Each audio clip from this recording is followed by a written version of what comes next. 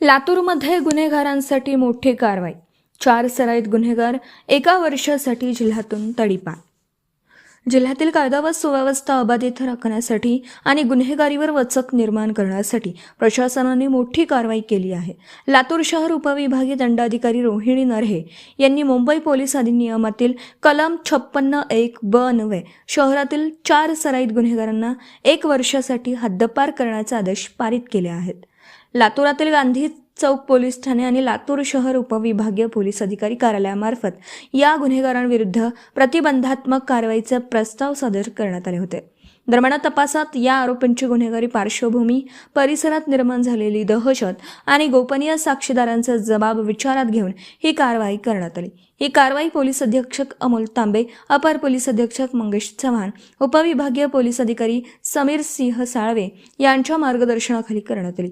यासाठी पोलीस निरीक्षक सुनील रेजितवाड, पोलीस उपनिरीक्षक गणेश चित्ते, प्रमोद देशमुख, अमोल राजेंद्र टेकाळे, संतोष गिरी, रविसन जाधव, आरबी गवारे, सचिन चंद्र पाटले, शिवा भाडोळे, गोविंद राऊत यांनी महत्त्वाची भूमिका बजावली. हद्दपार करण्यात आलेल्या गुन्हेगारांची नावं आणि क्षेत्र: महादेव दिलीप सन्मुखराव, वय वर्ष 23, राहणार राजीवनगर, बाभळगाव चौक, लातूर. महेश ताजू कांबळे, वय वर्ष 27, राहणार आनंदनगर, लातूर.